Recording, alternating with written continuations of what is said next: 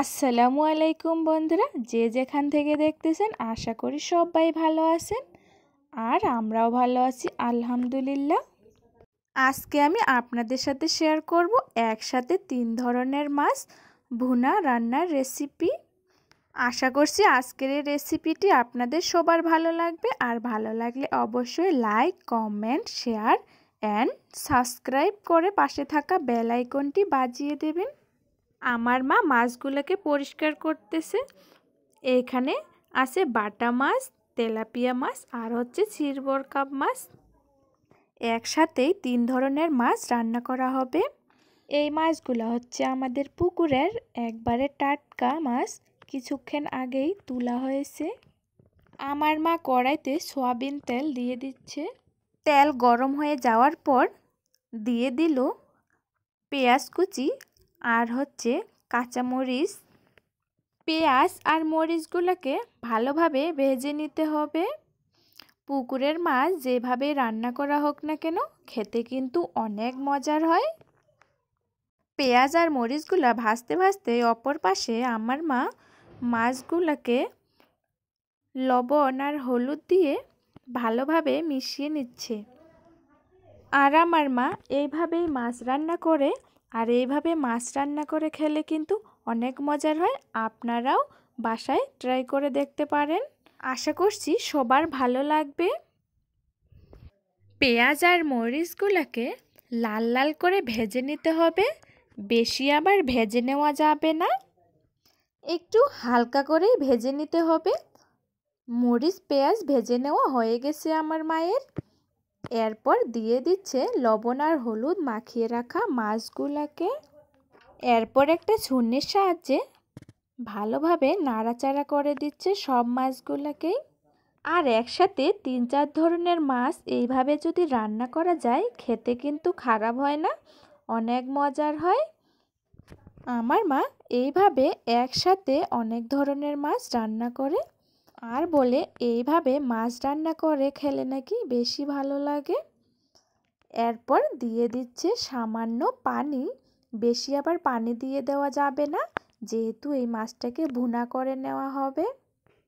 আমার চ্যানেলে যদি নতুন কোনো বন্ধু আসে থাকেন, তাহলে প্লিজ চ্যানেলটি সাবস্ক্রাইব করে পাশে থাকা বেল আইকনটি বাজিয়ে দেবেন।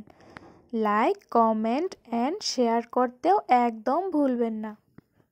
আর মায়ের হাতের রান্না খেতে কারা কারা পছন্দ করেন অবশ্যই কমেন্টে জানাবেন। আপনাদের ওই সুন্দর সুন্দর কমেন্ট ভিডিও বানাতে উৎসাহ বাড়ায়। কিছুক্ষণ পর আমার মা ঢাকনা উঠিয়ে দেখতেছে মাছগুলার পানিটা অনেকটাই কমে গেছে।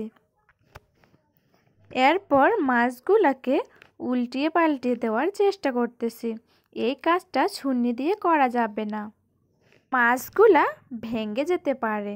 তাই একটা কাপড় দিয়ে কড়াইয়ের কানগুলা ধরে এইভাবে উল্টিয়ে পাল্টিয়ে দেওয়ার চেষ্টা করতেছি। আশা করি আপনারা বুঝতে পারছেন। মাছ রান্না করা প্রায় শেষের দিকে। এই রান্নাটা করতে বেশি সময় লাগে না, 30 মিনিটের মধ্যেই মাছ রান্না করা শেষ হয়ে যায়।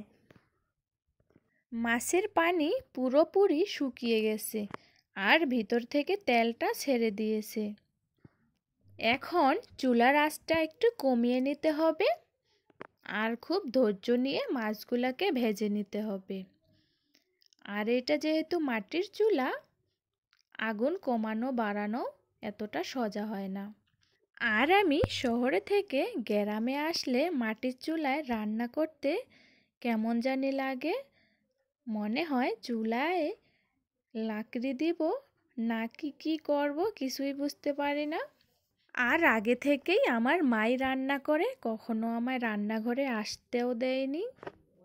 এখন রান্না শিখতে খুব ইচ্ছে করে, তাই মা যখন রান্না করে আমি পাশে বসে থেকে শুধু দেখেই যাই আর কিছু কিছু শিখি, আর মায়ের কাজেও একটু হেল্প করি। দেখছেন বন্ধুরা, আমার মা একবারও ছুরি দিয়ে মাছগুলোকে নাড়াচাড়া করেনি, ন্যাকড়া দিয়েই মাছগুলোকে উল্টাপাল্টা করে দেওয়ার চেষ্টা করতেছে। আর আপনারাও অবশ্যই এইভাবে রান্না করার চেষ্টা করবেন, ছুরি দিয়ে নাড়াচাড়া করে দিলে মাছগুলো ভেঙে যাবে, যেহেতু এই মাছগুলোকে তেলে ভাজে নেওয়া হয়নি।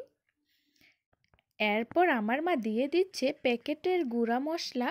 আর আপনারা অনেকেই জানেন যারা আমার ভিডিও দেখেন, আমার মা প্রায় সব রান্নাতেই এই গুঁড়া মশলাটা ব্যবহার করে।